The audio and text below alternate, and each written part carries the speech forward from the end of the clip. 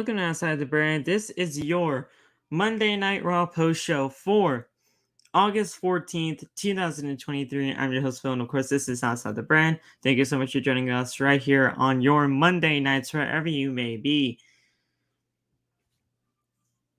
I haven't done a Monday Night Raw post show in what seems like forever. I don't like, dude. I probably did one last week, and I don't even remember. But God's sakes, man, what the hell? It was last week. I did a Monday Night Raw post show last week, but dude, it feels like ages watching this show. The 3 hours is disgustingly bad. The poor booking of this show is just god awful, and nothing goes right. Nothing goes right on these shows. Nothing. Ever. Freaking ever, man. Show was all over the place for 3 hours, and it's just, I keep looking back at the clock, and it's 10:15, and I'm like, oh my god. We actually didn't get a sing-along until like the 10 o'clock hour, which is kind of wild to me. That was a bright point for me. That the Shinsuke stuff, that was a bright point. I like what they're trying to do with Shinsuke and Rollins. I'm on board with that. Gable and Gunther, I freaking love what they're doing with the Imperium and Alpha Academy feud. And the ending. But everything else in between that, well, actually, no. The New Day, whatever they're about to do with the New Day, I'm extremely excited for. It was like they had bright spots in this show, but it's just, when it all comes together, it's just like, it's like going to a really bad buffet with like a few good like foods there. Yeah. Like there's some good stuff that you want to eat, but all of it as a whole is just horrendous, so you don't want to go. That's what Raw is. Raw is a 3-hour show that like you're gonna get some good stuff out of it, but you're watching 3 hours of a very weird wrestling show. So at a whole, you're still gonna feel dissatisfied, unfortunately.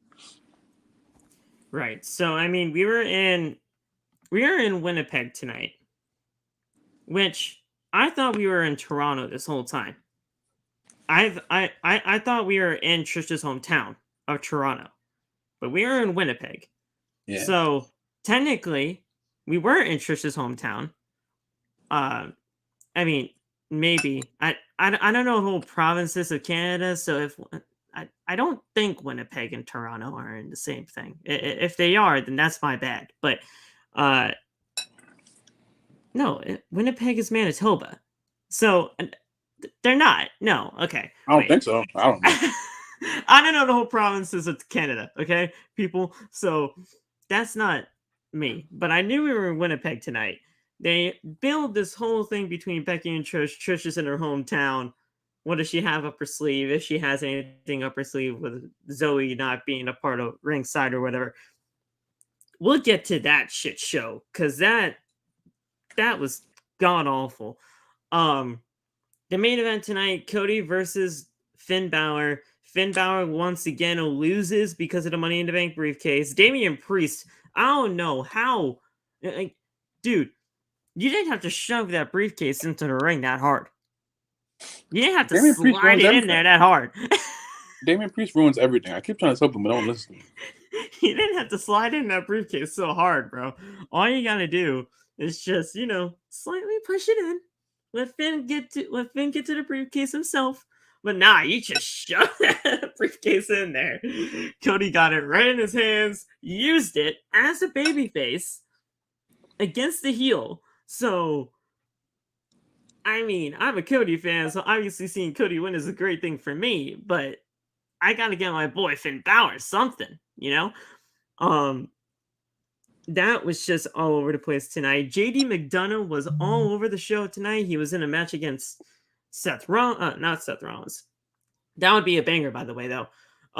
He was in a match against Sami Zayn. Then he helped out, or tried to help out Finn in the rest of the Judgment Day at the end of the night tonight. I mean, JD McDonough officially, unofficially joined the Judgment Day tonight. That's how I'm taking that. We'll see as the weeks progress. But how do you feel about JD McDonough, man? JD McDonough is going to be an absolute stud on Monday nights if they use him correctly when it comes to just the aura about him and just positioning him in the right spots where he needs to be at this point in time. I love JD. This is what I've been waiting for with him. He's been there, and it's like, okay, this is what you do. So he did everything correct tonight. I like how he's not really playing the aggressive role yet. He's just sitting by and just like slowly giving tips that maybe someone's gonna get kicked out the stable. JD's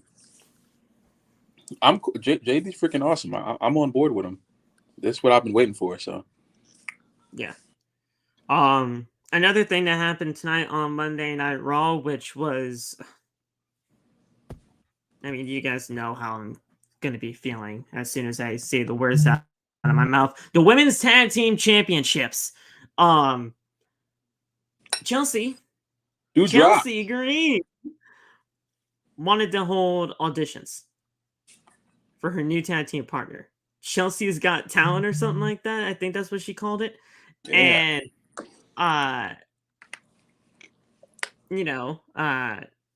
Kaden Carter and Katana Chance, they walk into the office as Adam Pearce is like, please, for the love of God, come in to the office.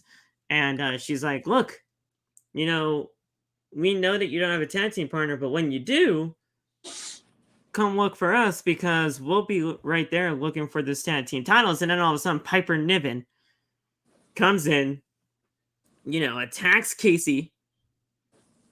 Her name's Katana, right? Yeah, her name's Katana. Katana Chance. Casey Catanzaro, Katana Chance, same freaking person. You guys know, if I say it, I say it. Yeah. She attacks Casey. I said it again. She attacks her. Whatever. I'm going to say it like that. Yeah. She attacks her. And Adam Pearce is like, what the hell are you doing? All this kind of stuff. And Piper Niven says, I'm your new tag team partner. It's like, I am the tag team champions. They're basically Team Hell No now. I am the tag team champions. She's like, I don't think you understand. I am your tag team partner. Yanks the tag team championship, one half of them, away from Chelsea, and they walk out of the room. Or out of frame. They were probably still in the room, but out of frame. I think Chelsea Green has been absolutely fantastic since coming back to the main roster. I do. I absolutely love what Chelsea Green has been doing, especially with this Karen gimmick. I didn't expect this Karen gimmick to go over so well, but it has. She is the best pickup from the releases. Yes. Just if you don't want to say wrestling wise, I understand. Yeah. Just off of effort, just off of making something work, making something happen. She has to be. Yeah, she has to be. She's everything that she's given. She's finding some way. Even when Sonya gets hurt, even when Sonya got hurt, she found a way to make that work immediately. And now you got the whole Piper Niven thing, which I'm a little thrown off by, but I'm not angry with it. At least we don't have to go to another tag team tournament, So yeah. So go for it. I mean, and one other thing, I'm actually and Piper Niven being back on TV. I don't know how you feel about Piper, but when she was Dewdrop, I couldn't give two shits. Yeah. But as Piper Niven, and seeing what I know what Piper could do based on what she has done in NXT UK or whatever, for the little time I watched NXT UK for however long that was, Piper could be a good asset to the division, but I feel like, and I know this might just seem like a diss, and I'm not even really trying to diss her or basically, just diss whatever she's been trying to do within the company, but I feel like this is as far as she's going to be able to go. And I don't want that to be coming off as you obviously just don't see anything in her, because I do, but when it comes to what WWE sees in her, I feel like this is all that she can do. And again, that's not a diss to her. I just gotta figure out, I want to figure out what WWE wants with her. Because at the end of the day, she's trying to find these tag team partners, and that's fine. Not everybody can be a world champion. But just having somebody come in and say, no, I'm going to be your tag team partner. I don't know how WWE is positioning her. And that might worry me for a little bit, but at the end of the day, Piper Niven is good at whatever she does. So how do you feel about Piper coming back to TV, and not only that, but just, being automatically inserted as a tag team champion when nothing really had to happen to get that? As far as Monday Night Raw goes, I think the best thing you can be is on TV. So that's fair. That's fair, honestly. At this point, I just do what you're doing. The one thing about I don't know how, maybe it's just a me thing, but Vince has a way of making these characters, unfortunately, really, really stick with these people. So every time I see her, I see Dewdrop. I wish I didn't, but it's the kind of way that's the same way I look at Damian Priest. I can't get the freaking old. I can't get that image out of my head, unfortunately. So, at this point, I just hope that she progresses and is dominant. That's all I can really ask for, honestly. Yeah. And also, I mean, first of all, it is just great just seeing somebody new on television. It's just the same old people that we usually get cast of characters. We also saw Wild, Indy Hartwell, and Candice LeRae sighting on Monday Night Raw tonight. I mean, sure, Indy got Rhea Ripley tonight on Raw, but at least they're on TV. We rarely see those two, and at the end of the day, those are the kind of people that we should be normally seeing on TV. Yeah. If it wasn't for, the powers that be, half of what we know and half what we really do want within the company, we want people like Candice and Indy on our TV. We want people like Piper. We want people like the people that we don't normally get to see on a regular goddamn basis. We want to see them. Yeah. Hopefully, we can get more of that. But at the end of the day, that is the powers that be. I don't know where Gargano's at. I legitimately... I can't believe I posted a video about where's Johnny Gargano, and then like 5 minutes later, Tommaso Ciampa tweets out a video with the hashtag where's Johnny G, and it's the whole it's him putting up missing posters with Johnny Gargano's face on them, and Chelsea Green was trying to find her new tag team partner with the whole Chelsea's Got Talent. She was gonna talk to Tommaso. Found that absolutely hilarious that he was talking about the whole where's Johnny G, and I posted that video. I had no inside sources that it was gonna happen that way, but I was like, where the hell is Johnny Gargano? 5 minutes later, Tommaso Ciampa's asking, where's Johnny Gargano? Solid question. And he was standing right outside of Triple H's office when he was putting up the poster. So I was like, okay, thank you. I wanted to say something. But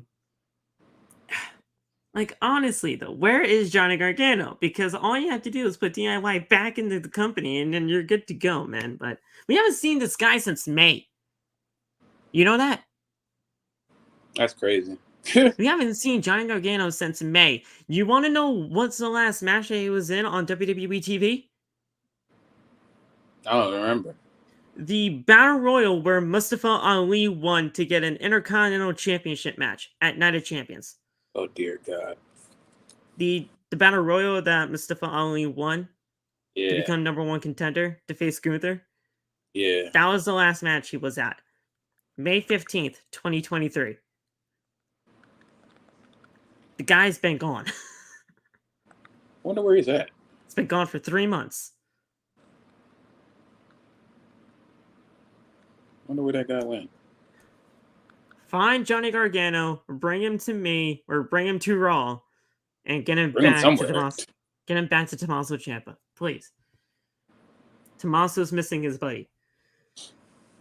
He's like, look, we had a tumultuous relationship, okay? We were friends. We did a Cruiserweight Classic. We became DIY, won tag team gold. I had a little bit of an issue with him for like 2 years, but then we came back together. We've fought in War Games. We're all good now. He came to the main roster, and now he's gone. A little bit of an issue? We were killing each other. Had a little bit of an issue for 2 years. Then we solved it. Came to the main roster, fought at War Games, and now we're here. And now he's gone. So, like, watch the video, man. It's absolutely hilarious. Watch the video. That's how he said it too. That's how he said it. Just watch the video. It's absolutely hilarious. But what do you mean a little bit? He's like, I had a little bit of an issue with him for 2 years. Then we made up. Then we faced War Games together. Came to the main roster. He's gone. That's like, crazy. What? Man. Can't just skip all that. He was also talking to Chelsea Green, who was basically not listening anyway, so he wasn't going to go into too much further detail, but you can. No, good. Yeah. That's crazy. But watch the video. I'll send you the tweet later. But yeah, man. I mean, the whole thing about Monday Night Raw tonight, it was very all over the place. I mean, the whole thing, everything happened for what it was, and then finally, the one thing that we'll get into before we go into the normal spiel, was Seth Rollins and Shinsuke Nakamura. Now, Shinsuke Nakamura was advertised to explain his actions about why he attacked Seth Rollins the way that he did on Monday Night Raw last week after the 6-man tag team main event. And I'm just going to be blunt with you. I didn't understand most of what he was saying because he was speaking Japanese. I don't speak Japanese. And basically, what he was all trying to say, and the fewest of words, he wants the World Heavyweight Championship. He's going to win the World Heavyweight Championship. Seth comes out and says, hey, look, you want a World Heavyweight Championship shot, all you had to do was ask, which is not the right way to go about things in WWE, but that's how WWE does them, and says, look, the way I'm going to want my revenge is for giving you what you want. So if you want a World Heavyweight title match, you got it. Name the place, name the time, you got it. Good to go.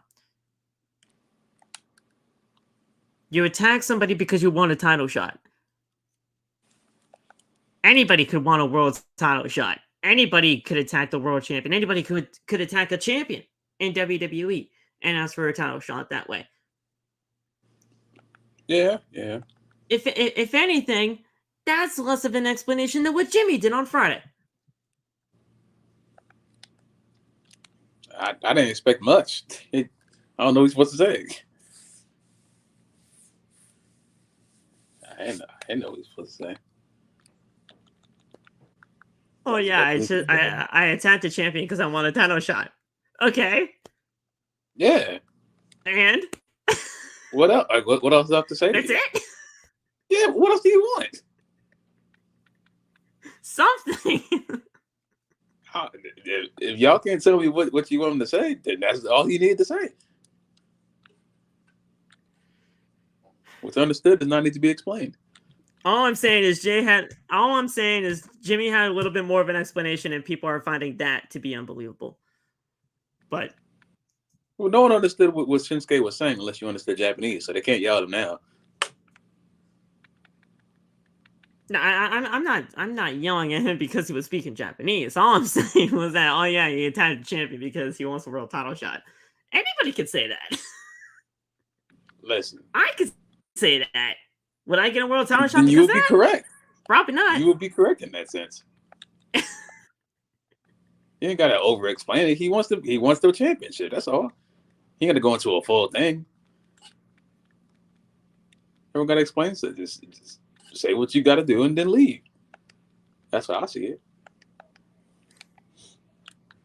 I don't know, but we'll see how the feud goes. We're probably gonna get that match at Payback, and we'll see where things go because it's on Shinsuke's terms now. Shinsuke has the ball in his court. All he has to do is say when and where for the championship match, and we'll get that. squared away. So, guys, we're going to be talking about Monday Night Raw tonight in a very, very, we're not going to be here for 2.5 hours. I'm sorry. We're just not. It's not going to happen that way. I can't do this show for 2.5 more hours. It's not the right way to go about these things anymore. We'll go over this thing, the whole segments and everything like that. But at the end of the day, it's just gonna be what we normally did, but just in a smaller detail because it's just these shows. I'm finding it very hard to really stay with these shows. I am. And I hate that, and I hate that because it's just like I love professional wrestling, I love WWE, I love AEW, and at the end of the day, I just can't, these shows. Laugh, look, you're streaming most of the time during the shows anyway. You have it all, man. No, I don't. You have it all, man. You're streaming. You're having an audience. You're good to go. You're doing the thing. I'm wasting 3 hours of my life. I don't know what I'm doing. I try my hardest to give this show, but I don't even stream Raw anymore. No, I'm saying you're streaming other things. You're on Twitch. You're on Kick. You're doing other things. Well, yeah, that's because I gotta make myself do something. I can't just sit here. I'm wasting 3 hours of my life here. I don't know what the hell I'm doing. Then figure something out to do. That's what I'm saying. Figure something out. you got to do something. You can't just let Raw gonna kill you. Raw will kill you if you allow it to. It's like I want to do. It's like I want to do these shows for you guys. I want to do these reviews for you guys. But man, I'm falling asleep. That's exactly why. And I won't fall asleep. Raw does that. It ain't your fault. It's just how bad Raw is. Honestly. Show is abysmal. I mean, Madden 24 comes out on Friday. I mean, I don't even know how that game's gonna work out. Nate's playing it now. Yeah, because of the deluxe edition. Because of the deluxe edition. I didn't have money for it. I'm broke. I'm not buying Madden to the price. I didn't want the deluxe edition anyway. Yeah. I didn't want the deluxe edition anyway, because all you get is like Madden points and packs for Ultimate Team. I can get Ultimate Team stuff anyway. Yeah, I ain't doing that. I wasn't paying $120 for the deluxe edition or whatever it was. $70 is a little bit too much anyway. For real. All right, guys. Let's start off Monday Night Raw. Follow us on social media. All the TikTok links are down in the description below. You guys can follow me on TikTok, Twitter, and Instagram at @Phillyma_. Go down into the link in the description. Anything that you want from WWE Shop, go get it. Got the affiliate link down there. It's my personal link, but anything that I get, I put right back to the channel. Now, but you guys can get more reviews like this. Go get the merch. Teespring, the official home of OTB, and it's merchandise. Mine and a lot of links are also down in the description below as well when it comes to merch, so go get that. And finally, sponsor for tonight's episode is SeatGeek, an official application you can get on your phone or just go on the interwebs on your laptop or computer device and go get the best tickets out there in Ticketland.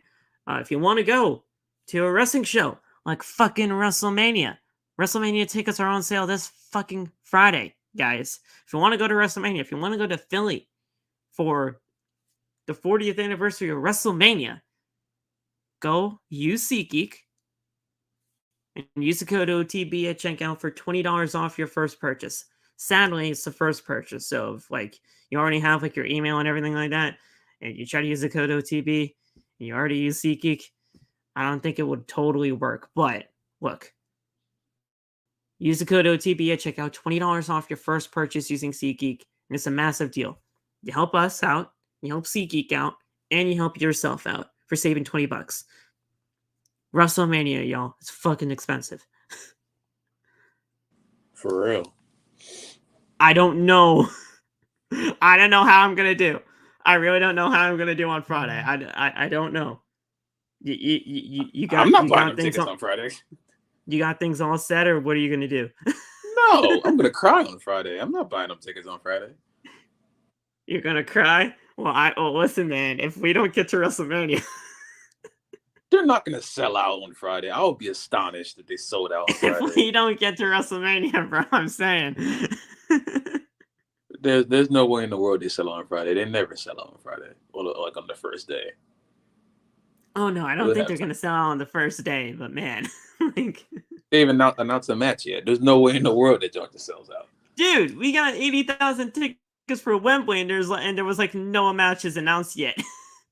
I'm trying to be Now positive there's right like now. 4 or 5. Now there's like I'm trying 4 to or be positive 5, right but now. like, huh? I'm trying to be positive right now. You telling me about freaking All In? I know All In is about. I'm scared. Don't freaking It freak was me like out more. 75 with like no tickets sold yet. I was like, what the fuck? Mania better not do that. Oh my god, that would be ridiculous. Oh man, but Philadelphia is coming up in April. Go get your tickets. If you are gonna get your tickets on Friday, good fucking luck. But yeah, it's gonna be hell. It's gonna be fucking hell. I already know Ticketmaster or SeatGeek or whatever application that you're gonna try to get your tickets is gonna crash. I know it is. But If you're buying tickets for Mania on Friday, let me borrow $1, please. Obviously, you got money. Man. Let me borrow $1, please. Yeah. Go use SeatGeek, guys. It's a win-win for basically everybody, though, because you're helping us, you're helping SeatGeek, you're helping yourself. It's a win-win situation, and we love having SeatGeek being a part of the OTB family, and they love being a part of ours. So it's just a great time. So thank you, SeatGeek, for being a part of the channel and being a part of the family right here on OTB. Well, off, my man, we started off with the Judgment Day. Finn Balor not out there. Everybody from the Judgment Day, Dominic, Rhea, Damian, they're all out there. They're talking about how Finn Balor is having a match against Cody Rhodes in the main event tonight. And how basically everybody thinks that there is a problem within Judgment Day when it comes to the communication aspect, which Damian Priest outright said, you guys aren't totally wrong, but Finn Balor should be out here. Rhea Ripley's like, dude, this is not the time. This is not the place. Stop. Get out of here. Don't do this. JD McDonough makes his way to the ring, and he's like, guys, look, I know I'm not Judgment Day. I know this is Judgment Day business, but look, all I have to say is, like, this whole thing is kind of getting into your heads a little bit. You guys got to get back on the same page.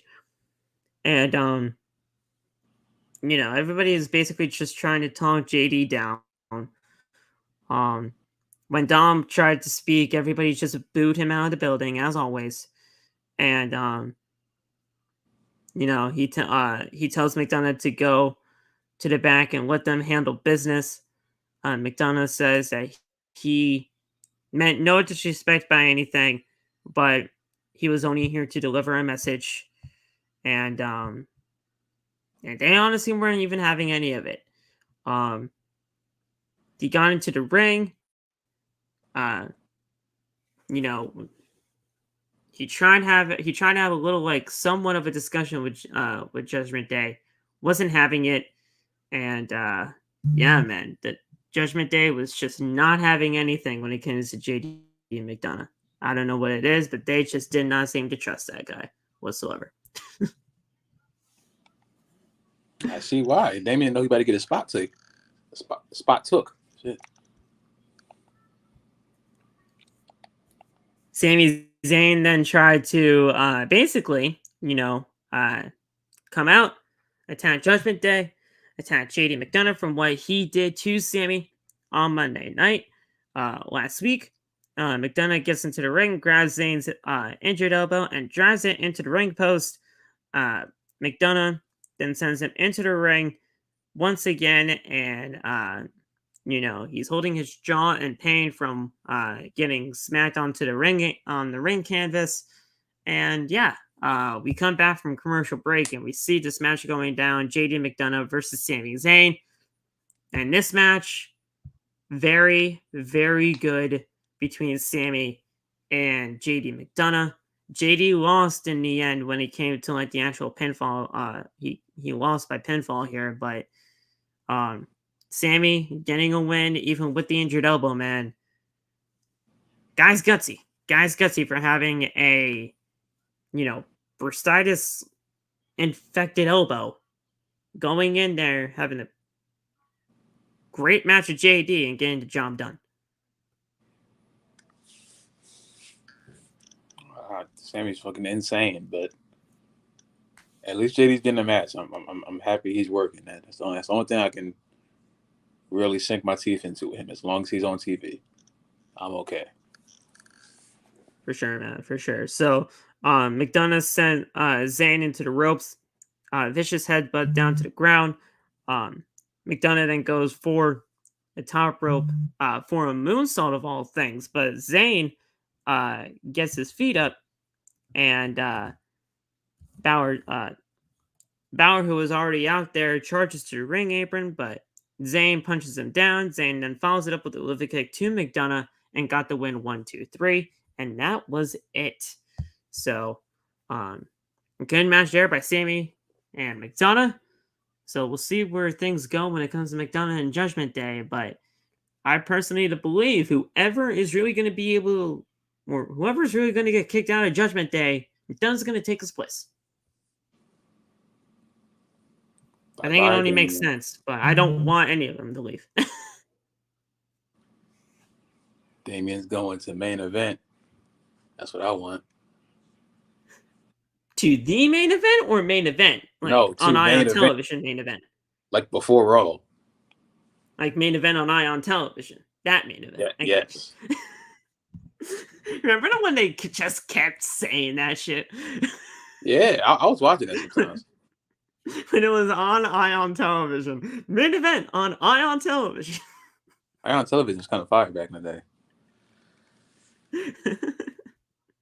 You just kept saying it over and over and over again. I was like, okay, we know. You're on Ion Television. Was it SmackDown on Ion Television at one point too? I don't know. Yeah, I think so. I think at one point they were. Remember. I think at one point they were. SmackDown's just a better show. For real. After that match, he came back to the backstage area. Chelsea Green was basically, just yelling at Adam Pearce like she always does, saying, hey, look, don't take these titles away from me. These titles are, my babies at this point. I worked so hard to get these, and I'm going to have auditions to find a new tag team partner. And then that's where everything kind of happened. Kaden and Katana, they, said, hey, look, we want the tag team titles, even if you don't have any tag team partner. Piper Niven comes out, attacks them. I'm your new tag team partner. Basically being the king of the situation. I am the tag team champions. Yanks one title. They walk out. They're the new team. Hell no, bro. It's crazy. I'll take it. Honestly.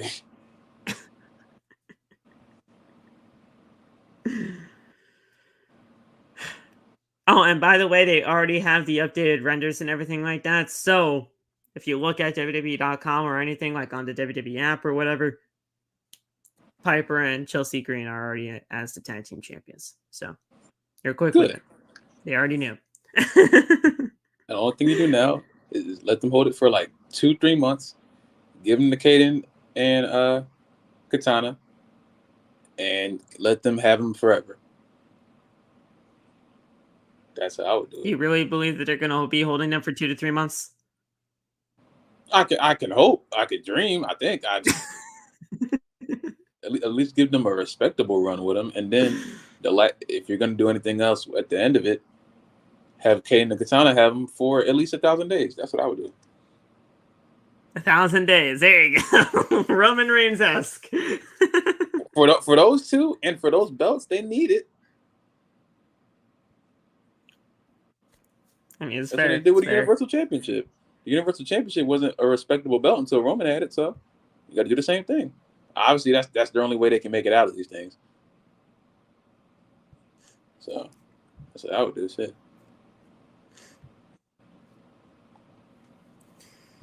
So, Imperium is making their way to the ring, but before we did that, Cody Rhodes was basically backstage with Byron Saxton.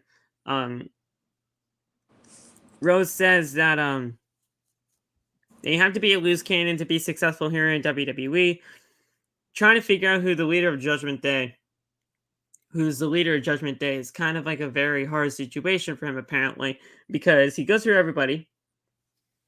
And, he names their accolades and everything like that.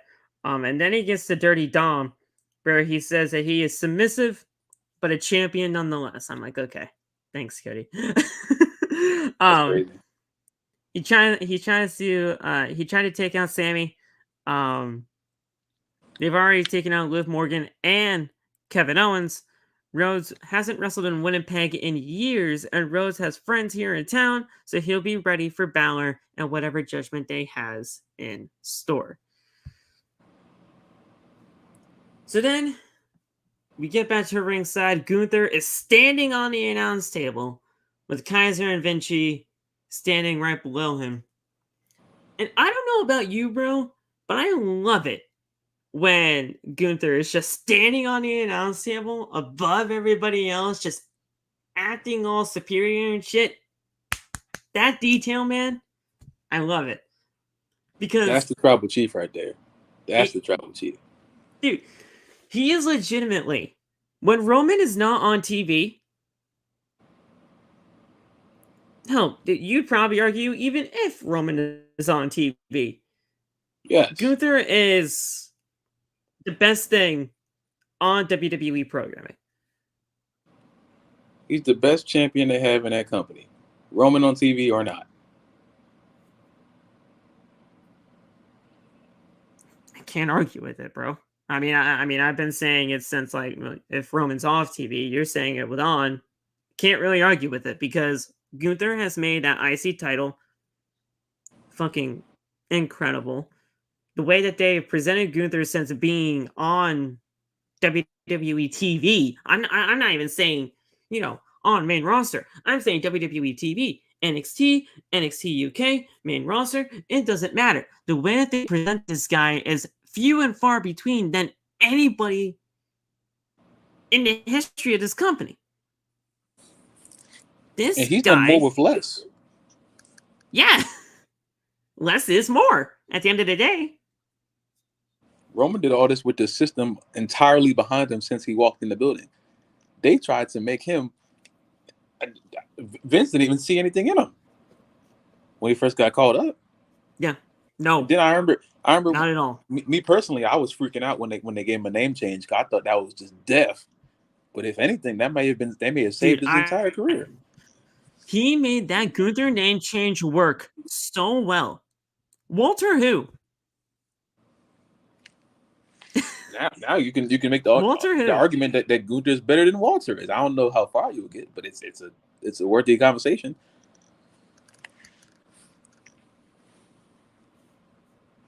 He made that name change work so well. And I was like you, man. I did not like the name change whatsoever. But the way that this man has basically elevated everything since the name change, you can't deny the way that this man has been going when it comes to the work ethic and just the way that he just goes about things. Everything about him has been great. For real. So he's standing on the announce table. He's talking about how he's going to be the longest reigning Intercontinental Champion of all time, the best Intercontinental Champion of all time. When he arrived here in Winnipeg as a European, he always loves coming to Canada. After walking around the streets and looking at the people's faces, he understands why this is the armpit of Canada. Gunther is here to address the next number one contender for the Intercontinental Championship, Chad Gable. Gunther was impressed with his victory last week, but we all know that he has done much more in his career than Chad. Gunther has achieved more in 1 year than Gable has in his entire career. Everybody thinks Gable is a threat to, dethrone Gunther, and he thinks that is a ridiculous statement to say. We get a shoosh. The shoosh. Shoosh, please. And he walks out. He's telling the crowd to shoosh, but they cheer him. Gunther put a timer on the big screen, and he lasted 5 minutes with him there. He's beaten Ludwig Kaiser, and now he's gonna beat Giovanni tonight. And he's basically at the end of the day gonna become Intercontinental Champion when it is all said and done. He tells Vinci to get into the ring to prepare for some free lessons from Master Gable. And when we came back from commercial break, we did have that match. Giovanni Vinci taking on Chad Gable. And the match is good. Match is good. For what it was. I mean, Chad Gable getting the win here, with the Chaos Theory. I love the Chaos Theory, by the way, dude.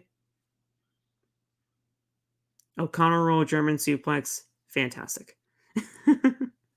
Gable's so freaking good. I was, before the show started, I was hoping that Giovanni got a match tonight because Giovanni is extremely good as well. So yes. I didn't want him to become like the freaking forgotten member of Imperium, but great match. This Alpha Academy and Imperium feud is great, and they're like peppering in that freaking whatever Ludwig is trying to do with Maxine. I don't know what he's trying to do, but it's something. It's adding another layer to the story. From what I'm getting, he's trying to enlist Maxine to join Imperium. Oh dear God! But that is never going to happen because she slapped him in the face when nearing the end of that promo to get to the match. But that's apparently what's happening there. But Gable got the win with the Chaos Theory, the O'Connor roll German suplex, for those who, don't know what that is. And Gunther, at that point, was disgusted that happened. Alpha Academy poses in the ring. Gunther stands on the commentary table again and shouts that this is not over. If this is the armpit of Canada, then Otis is the armpit of humanity. If Otis wants to have fun tonight, Gunther can get himself into that ring and drag him all over the mat. He challenged Otis to a match right now, and while he was challenging him this entire time, while Gunther was talking, Otis was gyrating on the ropes and just Otis doing Otis things. And Otis shouted that he accepted. So I was like, okay. Otis versus Gunther. Interesting matchup. But it was as okay as an Otis and Gunther match is probably going to be. Gunther got the win with a power bomb. The fact that Gunther could get the big man and Otis up with a power bomb. Great feat of strength there. Got the win. Good stuff there. Gunther got the win. Number one contender getting a win. And the champion getting a win, bro. That is how you're building up to credible humans to get a future tag team, to get a future title shot, and see who can really come out on top. Indeed. Now, if we can only get this on somewhat of a regular basis,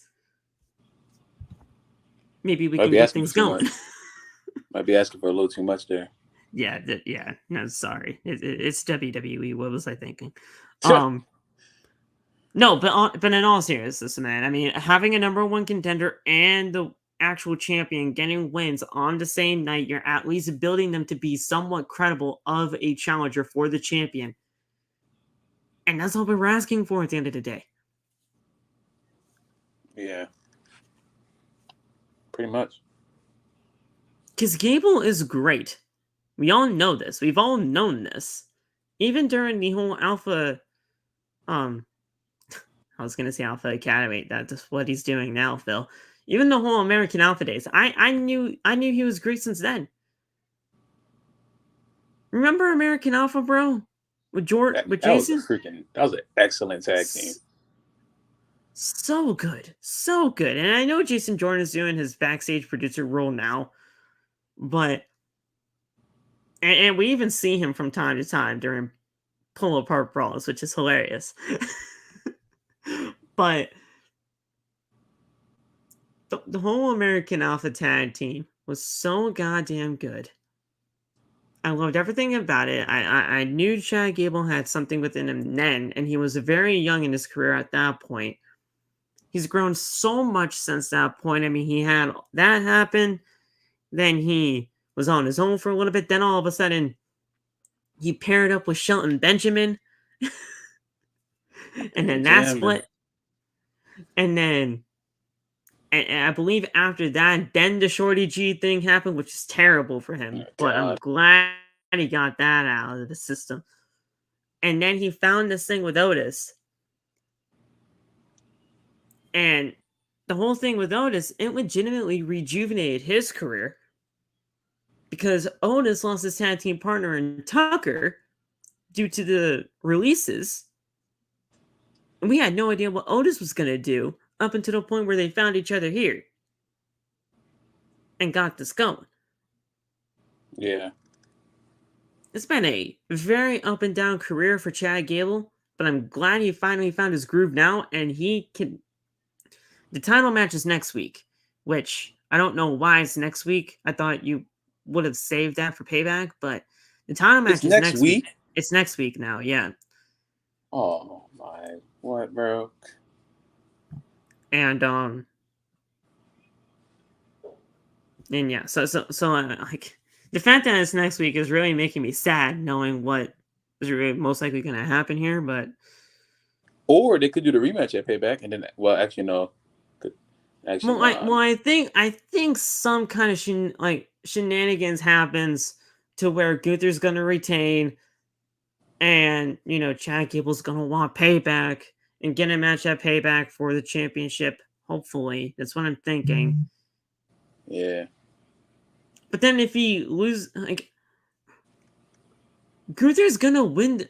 Gunther's going to be the longest reigning Intercontinental Champion. Yeah, most likely, yeah. So if anything, he's going to win at Payback. But if he wins cleanly, if he wins in a clean, convincing fashion against... It wouldn't be convincing, but if he wins clean against Gable at Payback, then how could you get a third match? I don't think you can. Especially if you lose twice. WWE could probably figure it out, but I mean, I don't know. In theory, they can't, but WWE always finds a way to do things that they're not really supposed to do, so. Right. Which, I mean, again, if Gable's gonna be the one to dethrone Gunther, I'm not gonna have a problem with that. Thank you, dude, I love it. I love it. Yeah. I'm a part of this whole Gable resurgence, and I love it. But the title match is next week. You're probably gonna push it to Payback because of shenanigans, and then after that, because it's not until September 8th. That he's gonna break the record. Oh yeah, no. September 8th is when he finally breaks the record, or 5th. Oh yeah, it's either 5th or 8th, but it's either one of those two dates. And Payback, I believe, is the 3rd or 2nd. Payback it's after Payback, so you got to do it. So Payback is the 2nd. So yeah, it's only a few days after Payback, then he breaks the record. Something's going to have to happen. Yeah, pretty much. I don't normally like to give WWE the benefit of the doubt, but I kind of feel like we have to for this one. Yeah, pretty much.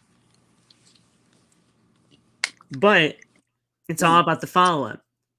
Once Gunther loses his championship, because it's inevitable that he's gonna have to lose the title at some point. Mm-hmm. How are they gonna treat the Intercontinental Champion after Gunther? Because that's really what I'm scared of. Yeah. And Gunther, he'll be fine once he loses his title. He's probably going to go into the world title scene, could probably win the Rumble, face Seth at Mania. Who knows? That's just, just a random match because I'm, Seth's the champion right now. So that's just what I was saying. But he'll be fine. He'll get into that world title scene, no problem. It's the IC title I'm worried about after Gunther. Depends on who they put it on. But, I mean, we'll see what happens there. Judgment Day backstage, Damian tells Finn that he should have been out there with his family tonight instead of just, hanging around with JD. It's like, look, you should have been with your family, not with your friend. The hell. Thanks, Damian. Can't hang out with my friends anymore, damn. Nah. Rhea says, look, this is enough. Okay? We're supposed to be a dominant team, but we're looked at as the weak ones out here because we're the inmates fighting. Here, okay? We cannot continue this fighting. JD then walks up and he's like, guys, and Priest is like, JD, get out. We don't want you here. This is Judgment Day business. Finn's like, I'll talk to you later, dude. Please go. Please. Please go. I'll talk to you later. He's like, look, I'm going to handle my business tonight. I'm going to beat Cody. And Priest gets all fired up saying, yeah, let's finish this business, man. Let's finish Judgment Day business. And then that was it as we head to commercial break. I was like, dude, what is happening with Judgment Day? JD's messing everything up. Damien's the jealous friend because JD, he's just trying to, fit in. Finn's like, dude, I'll talk to you later, please. Please leave. I feel like Damien's like the jealous, like, boyfriend, girlfriend in this situation. Is like, dude, come on, stop hanging out with your friends. Hang out with me. He is. That. I mean, he knows he about to get kicked out the group. I can't wait. Dude, you're supposed to hang out with me. I'm your brother. Who's she? Who's he? He knows what's about to happen to him.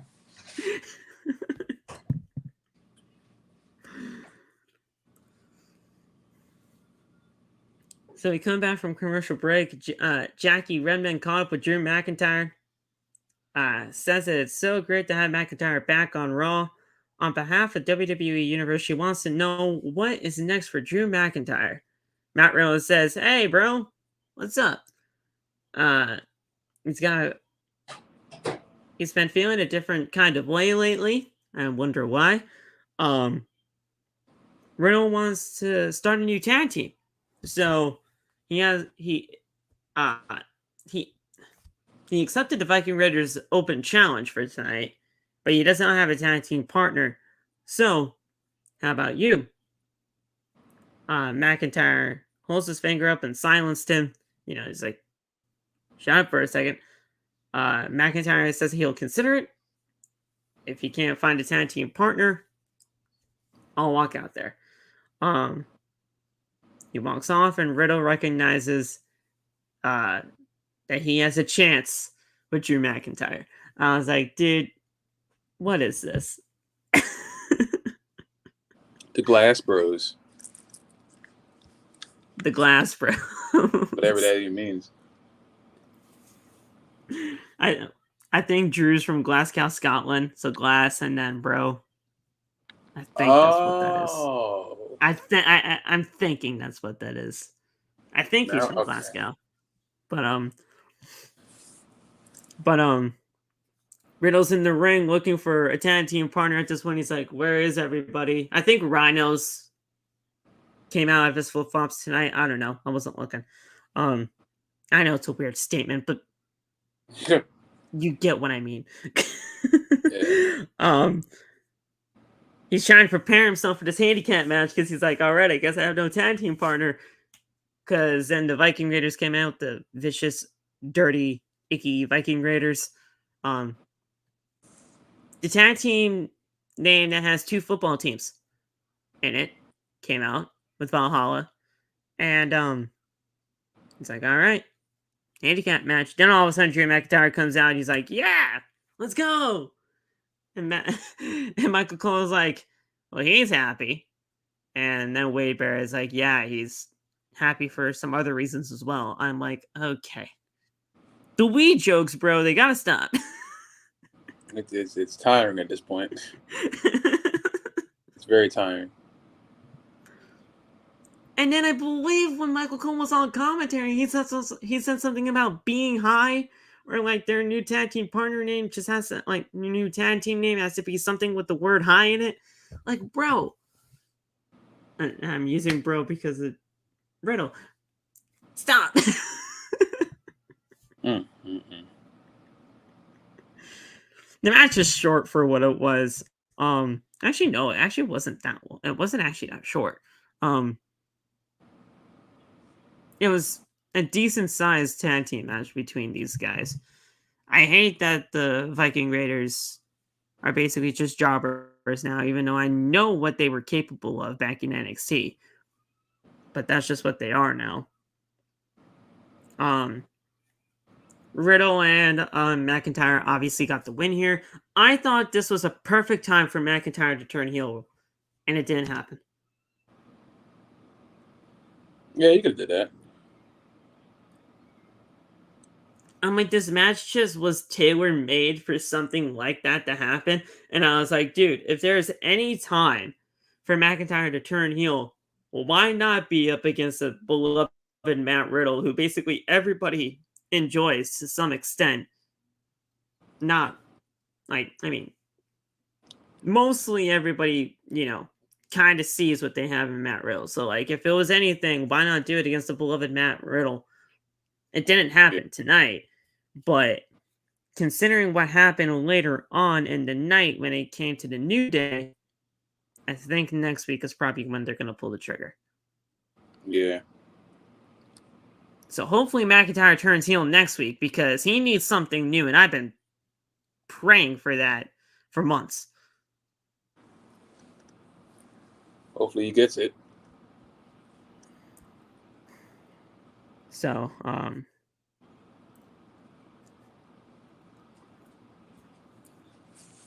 we'll see what happens there. But then we get, so we're going to get this match between Indy Hartwell and Rhea Ripley next. But we come back from commercial break, and Drew McIntyre and Matt Riddle are seen walking backstage. Matt Riddle says that they are unstoppable. McIntyre tells him to pump the brakes a little bit. This is just our second tag team match together. We're all good. Riddle thinks that they could win the tag team titles, and then the New Day walks up. Xavier is unhappy that they're talking about winning tag team gold when Kofi on Kofi Kingston's birthday. I didn't even know it was Kofi's birthday. So Kofi, happy birthday, brother. Kingston says that they won one match and they're just thinking about tag team titles, which is not remotely what should be happening right now. Everyone is going crazy since they have been gone. The New Day challenged them to a tag team match next week. Riddle accepts on behalf of the Glass Bros. Okay. So, I'm going to sound so stupid asking this question. Because I know it's probably a well-known thing, and I'm just oblivious because I don't, keep up with things.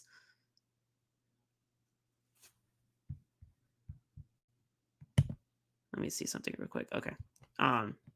If anybody is in this chat, then because Loft has to step out for a bit. Why were they holding chairs? I might just be fucking oblivious, and I just don't know shit. But if they were holding chairs. You didn't see the thing that happened in Montgomery? I know the whole Montgomery Brawl thing. Okay, it was because of Yeah. that. Okay. Yeah. Okay. It, Okay. it was just a joke. Okay. I was gonna say, like, I mean, I knew that whole thing was happening, but maybe I just misread the whole reference and situation. Okay, so it was because of that. Okay. Yeah. I went in the other room and I was like, what did he just ask? I was like, they were holding chairs, and I was like, what happened? Why are they holding chairs? But okay, it's because of that. yeah. But there you go. I mean, they're getting a tag team match next week between these four. It should be a good tag team match for what it is, but hopefully McIntyre turns heel on Riddle and things are going to be fine. Riddle just can't seem to keep his tag team partners. That's basically what it is. Knew they got to win. Knew they has to win. Yeah, that's what I'm thinking. I think Riddle takes the pin next week. Riddle's gonna be like, "I'm sorry, bro," all this kind of stuff. He's gonna like try to do the thing, and then Drew's gonna snap. Claymore's mouth off. So, we then had this non-title match between Rhea Ripley and Indy Hartwell. Candice was out with Indy, and obviously Dom was out with Rhea. This was very quick. A headbutt by Rhea Ripley, and then a Riptide for the win. Good stuff there. Candice charges into the ring to attack Ripley. Hartwell and Candice did a step-up senton splash, and they ran off. Ripley is furious at this point, and then Mysterio checks on his mommy to see if she was all right. Ripley's just a dominant force in that ring, bro. That's all you gotta say. It's mommy time.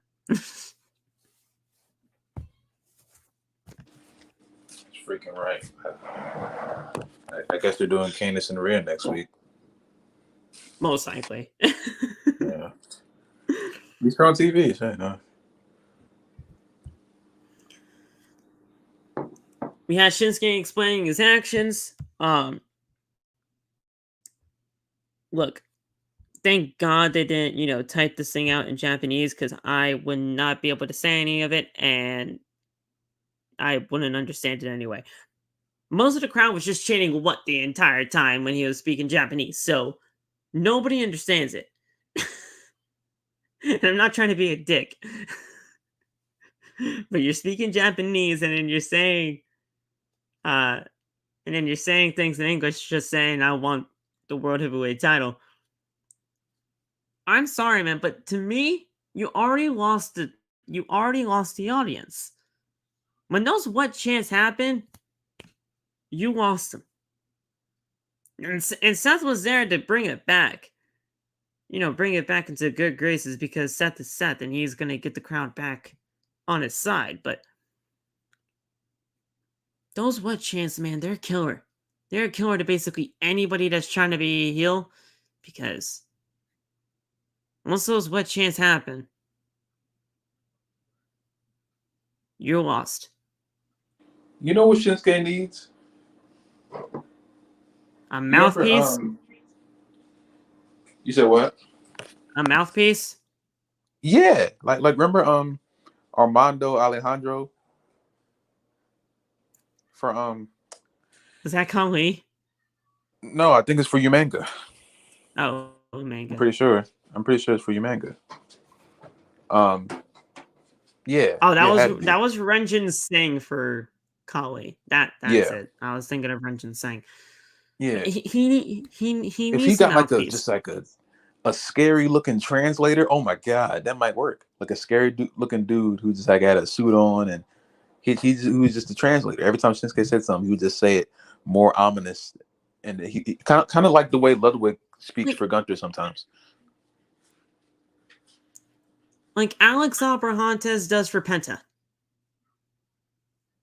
for AEW. Exactly. Because look, we all know Penta doesn't speak perfect English. So he does most of his stuff in Spanish, and then Alex Abrahanta says, and Penta says, and then he translated whatever he said. I'm not trying to be a dick. But when you have the crowd just chanting what? Your entire promo, and then you have the broken English saying, I just want to be world champion, you lost the crowd. And and Shinsuke shouldn't be losing the crowd like that, because Shinsuke is great. That's what I'm saying. You get someone like, you get someone to speak for him, and you got it. And I don't think Shinsuke will ever lose the crowd, because somehow he's figured out a way to get this far, without ever really knowing. I mean, he's beloved by anybody, even if he is a heel. Yeah. So, I mean, I don't know. I just think the what chants are killer to basically anybody that's a heel. I think that's just the crowd's fault at the end of the day. I mean, unfortunately. Yeah. That's the way it goes down now. When they don't find anything important to what you're saying, they're just gonna chant what. I think that's how you fix it, though. That's the only way I can see how you fix it. Yeah. So, man. And Shinsuke looked like he looked like he was being presented like something great tonight, man. He had like this all black suit. He was still doing like his own mannerisms of like the arms and all that kind of a thing, but I mean, he was doing it like very like less frequently, and I was like, dude, there you go. I like this Shinsuke. What's happening with this? And then he just started speaking Japanese, and I was like, oh, okay. What are you saying there, bro? I'd rather them speak Japanese than attempt to speak English all the way through, and then people really don't know what he's saying. So it is fair. That is fair. I like I'm just saying, like, I loved the way that he was being presented with like this whole like, new black suit that he was doing and like the whole mannerisms, and I was like, okay, let's see what happens. And then you can't understand him, and I was like, oh, okay. But yeah, some kind of translator would work for him. Yeah. I don't know. I feel like some people would think that I'm being a dick when it comes to that, but I'm not really even trying to be. It's just sometimes when you lose the audience like that, when the audience say what, it's hard. It's hard to come back from a what chant. Unless you know what you're doing and you want to screw with the crowd, which a lot of people do. Yeah. A lot of people know how to just screw with the crowd and just say what. That's the thing. Shinsuke probably can't do that as well, for obvious reasons. Yeah. So he says that he basically wants to be a world champion. Seth comes out. The crowd's singing his song. And we basically touched about this at the top of everything, but like he's like, look, man, if all you ever wanted was a world heavyweight title match, all you had to do was ask. But since you didn't ask, you kicked me in the face. And what we had, which was once respect, isn't respect anymore. He comes out here dressed all nice, dressed up to the nines, with the world heavyweight title around his waist, and everybody is singing his song. Crowd singing his song at that point. If Nakamura wanted to crack at the title, all he wanted to do was ask. Rollins is surprised by Nakamura for what he did. If last week's attack was a challenge, then he accepts that challenge. It'll be the King of Strong Style Shinsuke Nakamura versus the visionary Seth Rollins for the World Heavyweight Championship. Nakamura, is up to you. Name the time, name the place. I'll be there to defend this World Heavyweight Championship whenever you want. But now that we're here in Winnipeg, how about you grow a set and shake my hand and then we'll both get out of the ring, hands free. Rollins extends for the handshake. Nakamura shakes his hand, and then whispers something into his ear. Rollins is shocked by this. He takes off his glasses, and he was just like tranced in some weird way.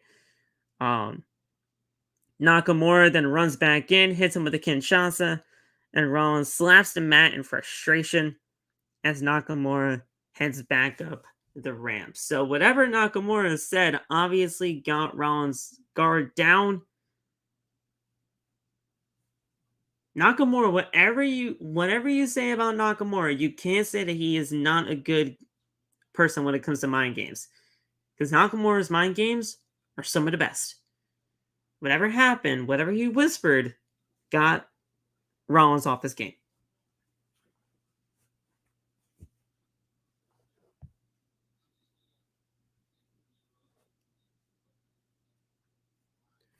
So,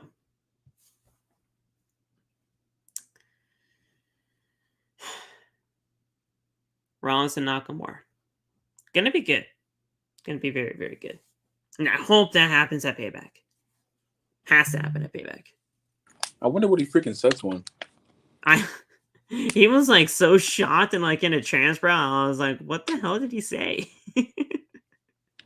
That's what I want to know. He's like, I'm gonna beat you in 2K later. I was like, that'll make me what? stop for a second. What was that? He's like, I'm gonna beat you in 2K later. Crazy thing to whisper at me in front of 20,000 people right now.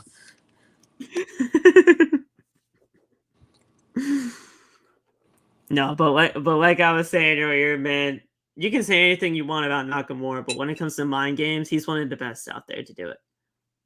Indeed. So it's gonna be a good match. I'm really hoping it happens at Payback, though. I don't want this to happen on just a random episode of Raw.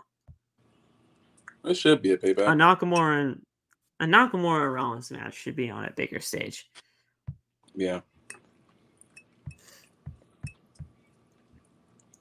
So then, after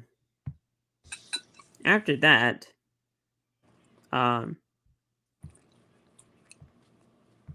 else do we have on the show? Oh, yeah! The match I kind of want to forget about. Trish and Becky. Oh, God. This match is all over the fucking place. So, we come back from commercial break.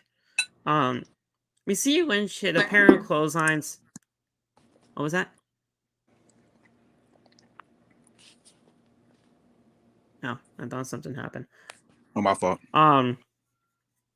She did a calf kick.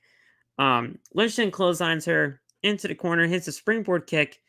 Lynch then puts her on the apron and pulls her between the ropes and hits a leg drop from the second rope. I don't know if you saw that, dude, but when she was draped over the second rope and did that leg drop, she didn't even come out with like impact or anything like that. It just looked very off, very strange. But she hit that leg jump for a 2 count. Stratus then does a desperation roll for a 2 count. Stratus and his she hit a spear, but it was like in slow motion because she didn't want to like. I feel like when these two got into the ring tonight, they didn't want to hurt each other. Because the moves that they were doing just felt very soft. The leg drop, she like just stepped off the rope and didn't jump. A spear was like in slow motion. They just didn't want to hurt each other tonight, I feel. And I was like, this is a grunge match. Fight! You're Becky Lynch, for God's sakes. You're the Irish Lass Kicker, are you? And you're Trish Stratus. I don't know. She's not the Trish Stratus she used to be. We know this. But it's Trish Stratus. I don't know. I think people expecting too much out of her. Maybe I am, but I expected a little bit more from Becky. Well, Becky was probably just playing down to her competition because she can't go full force on Trish anymore. Probably. True. But, I mean, when she was walking for a spear, bro, that's when I was like, okay, what are we doing? She probably just didn't want to hurt her because Trish isn't at the level where she can be taking big bumps like that anymore because Becky goes at a certain speed all the time. That was walking. That was Trish and I was walking for a spear. Well, that's what I'm saying. Even so, Trish probably is gassed at that point. That's why I haven't understood that about Trish's run. People expect her to just be bouncing off the ropes and stuff. She's been doing this for a long time now. You ain't gonna get that same Trish. Yeah. You're definitely not gonna get that same Trish. I wasn't expecting like the mid 2000s Trish in here. I wasn't. I was just hoping for something a little bit more impactful. That's all. But again, it might just be me just trying to get back into the yesteryear. So Lynch put her onto the top rope.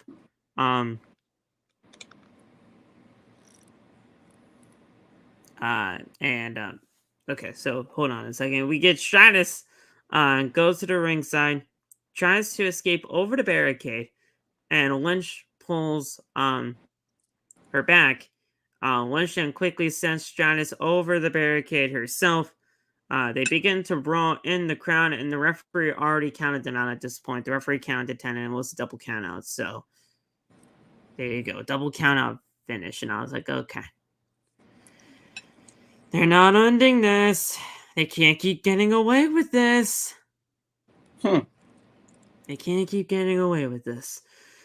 Stratus and Lynch, they basically, fight up to the concourse area where the merchandise is and everything like that. Trish is behind a merch table blocking Becky's hits with like shirts and hats and and armbands and everything like that. She was legitimately throwing hats to Becky Lynch. That part she was weird. Like chucking hats at Becky Lynch. And I was like, what are we doing? Lynch is about to put Stratus through the table with a manhandle slam until Zoey Stark, who people legitimately thought was Jimmy Uso. Don't ask me how. Don't ask me how. What did that even? What? Zoey Stark pulled her off. Lynch was fighting both of them back, and then a chick kick by Trish, and that's how they stood tall after that. So, I'm sorry, guys, but if this was gonna happen at SummerSlam, WWE was right for not putting it on the card. And that's just my feeling about it. Nobody has to agree with it, and we can all have different opinions here, but that's just how I felt about it. I don't know, man. Look, only way I saw it was just end it at payback if this is what you're gonna do, because now we're gonna get this in a steel cage. Yeah, I mean, tonight, the match between Becky and Trish was 10 times better than what Ronda and Shayna tried to do. So if you took Ronda and Shayna off and put Becky and Trish there, I don't think it would have been that much of a difference. Now, none of us knew that they were going for a steel cage match. Well, at least I didn't. I'm going to speak for myself. I didn't know they were going for a steel cage match. I knew they were going to go to a third match, but I didn't think it was going to be steel cage. Yeah. So, I mean, I was going into this thinking that this is going to be the last match. I wasn't even thinking about them having a third match. So I was like, okay, well, this is the end then. So I assumed something would happen. I thought Lita was going to come back and help Trish win the match, but not that they went this direction. I honestly thought she was going to show up during that concourse area spot. Yeah, I didn't. There's many different directions it could have gone. I just still think that this should have been a SummerSlam match for as much of an icon as Becky is and how much an icon Trish is. And for Ronda and Shayna to be hyped up so much and then go out there and put the worst match on, and probably Ronda's entire run in the company, yes, Becky and Trish should have had that spot. Oh, yeah. I don't think it should have been on the card alongside the two. But they prioritized one feud over the other. And obviously that didn't work out pretty well because they put on a really bad match at SummerSlam. So this match might have been 5 stars, but I definitely still think this was the more high profile storyline. And the only reason it didn't get on SummerSlam is because Ronda has pulled that for some reason Becky and Trish don't. So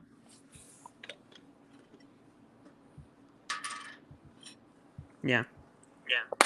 So we're gonna get the steel cage match at well, we don't know when. It's most likely gonna happen at Payback. It should happen at Payback, and then we can get this thing over and done with. But I don't even know if we're gonna get a steel cage match because Becky Lynch's steel cage matches, if you guys aren't aware, she just can't get into them. Oh yeah, remember what happened at Raw 30? Yeah, that was confusing. You thought it was confusing on TV. That shit was Supposed to be a confusing steel live. cage match happening at Raw 30. Didn't happen. I was so confused for like 5 minutes. Like, what's going on? No one's telling me anything. Yeah, so Becky and steel cage matches just don't work out. So we don't even know if we're actually going to get that at the end of the day. But we'll see what happens. We got so there you go. And then it was time for the main event.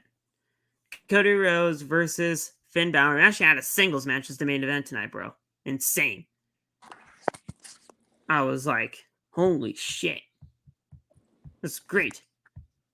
Cody won in the most WWE way possible. So Mysterio, that is Dom here, slid a chair into the ring. In plain view of the referee, Ron Zapata. Plain view.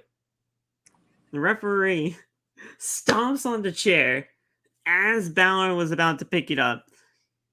Balor hurt his hands because of, Zapata stepping on the chair. He's like, ow! He's like, what do you mean? It's like, I wasn't going to use it. That was him. He put it in there. He's like, yeah, sure. That's what happened. He's like, I'm sorry. He's like, yeah, you're sorry. Grabs the chair. He's about to put it out of the ring. Mommy's like, nah. You ain't doing that. Nah, you ain't taking away the chair. Then Damian Priest slid the briefcase in. A little too hard, man. Yeah, slid the briefcase in. Cody used it on Balor. Used it on Damian. Hit a crossroads. 1, 2, 3. Done. I was like, what the fuck? I got Damian Priest ruins everything.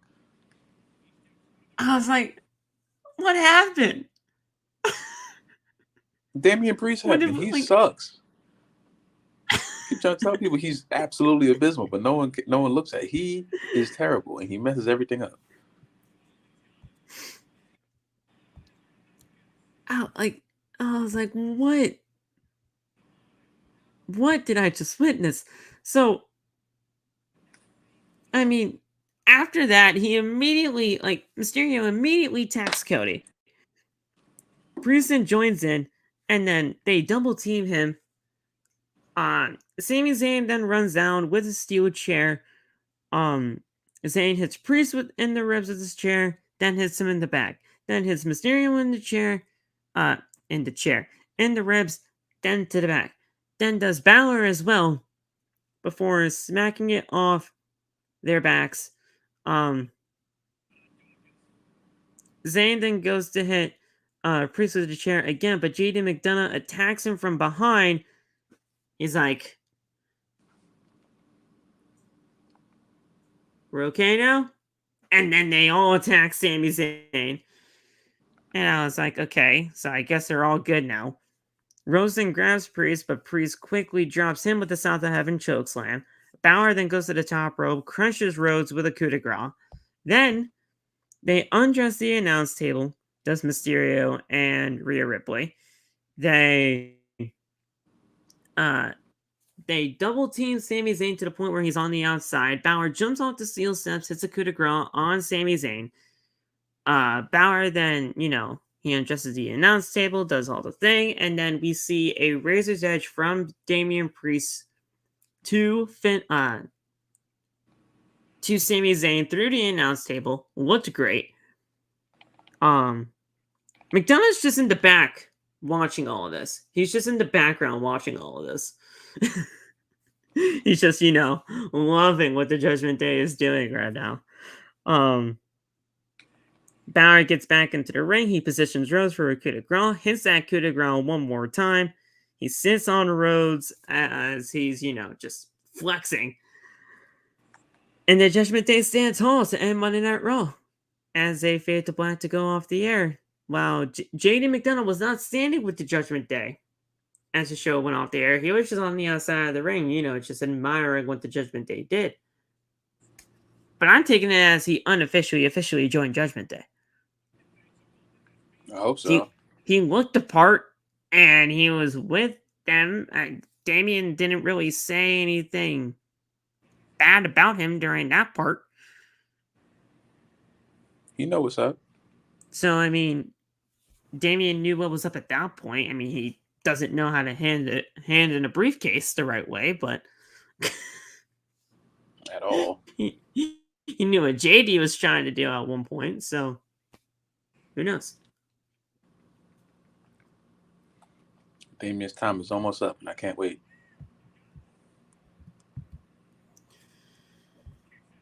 We'll see what happens, though, bro. But this show was all over the fucking place tonight. I couldn't honestly wait till the show was over. Something's got to change, bro.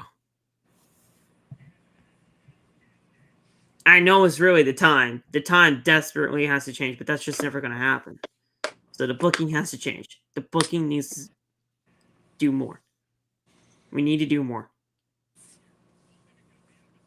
Or do less.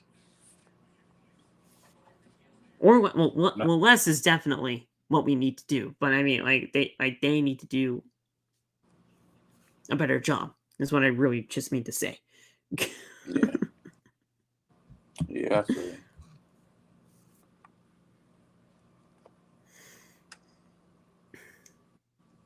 Because I feel like we're getting 18 to 20 segments on this show, and not the majority of them just don't matter. Yeah, pretty much. And honestly, that just shouldn't happen. That just shouldn't be. It's a 3-hour program. You can't just not have a 3-hour program and most of it not mean anything. Monday Night Raw is legitimately it's got to be the worst show of the week, isn't it? It's got to be. The worst show they have? Yeah, absolutely. Of the entire week. Definitely has to be. NXT is excellent. SmackDown does what it's supposed to do most of the time. SmackDown has its own issues. Yeah. SmackDown has its own SmackDown's issues are fixable. I think SmackDown's issues are extremely fixable. And this week's SmackDown is going to be the most important one they've had in a while because there's no bloodline people there at all. There's no bloodline from what we know. So I want to see what they do. I want to see Bob and the Profits. I want to see LA Knight. I want to see them really jump into what they're doing with this Edge stuff. Give me some Shotzi content. Show us how good the SmackDown draft roster is. Because we all saw they won the draft. Now it's time for them to prove that they won the draft. Apparently, Edge is retiring on Friday. I'll cry. I think I know that's got to be cap. That's got to be cap. I saw the report, but that's got to be cap. I'll cry. His trainer was talking about it, bro. His trainer was talking about it. I don't give a damn what his trainer said. Can't do this for me.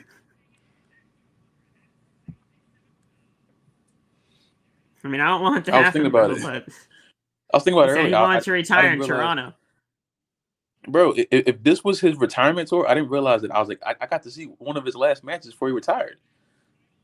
I feel like I'm happy. Yeah, I'm glad I got to see Edge before he hung it up. We're part of history. I just don't want the history to be over on Friday. Yeah, no, I it's gonna be a sad day, bro. If that is actually true, it's gonna be a sad fucking day. Last I cried year, the first time. around this time in August, he said he wanted to retire in Canada, retire in Toronto.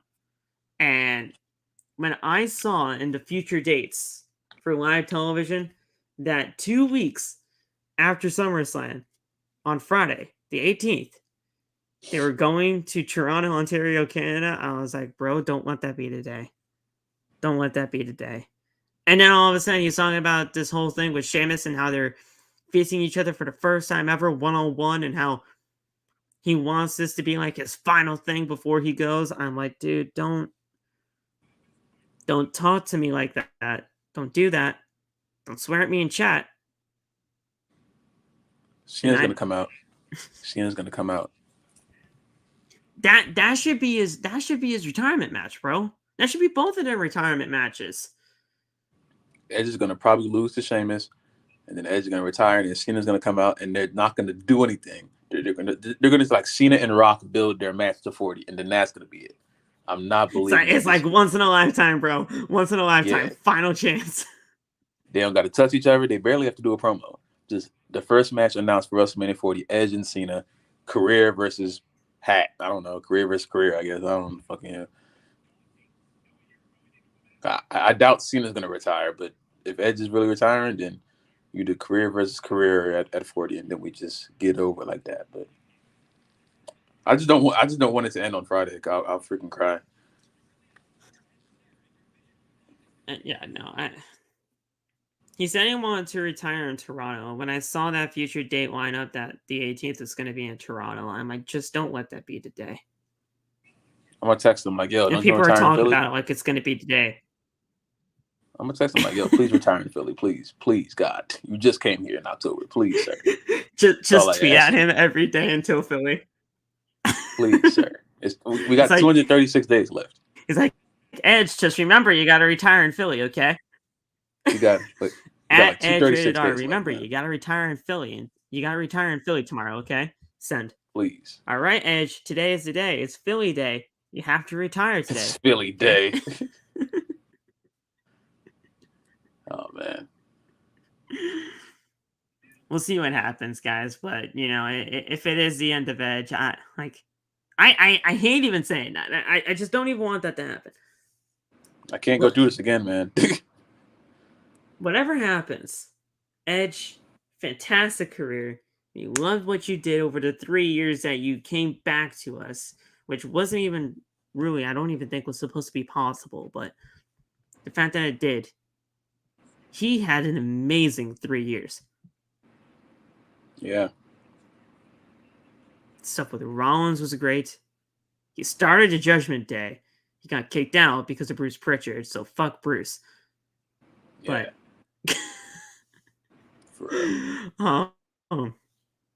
But he's done some great stuff, man, and you can't deny the career of his.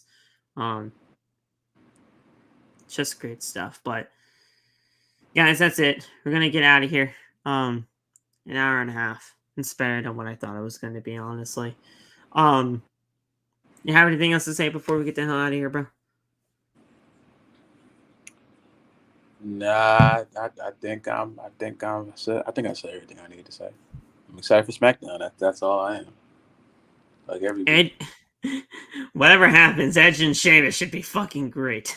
Yes, it should. So, I'm gonna love that. But guys, that's it. We'll talk to you when we talk to you. Have a good rest of the night. Thank you, SeatGeek, for sponsoring the channel. Comment your favorite and least favorite part about Monday Night Raw was in the comments after the video's published. Hit the like button, turn on the bell for all notifications, subscribe to the channel, and we will see you guys. If not tomorrow for an extra, I'll see you guys on Wednesday for the Dynamite post show. right here on OTB. Peace.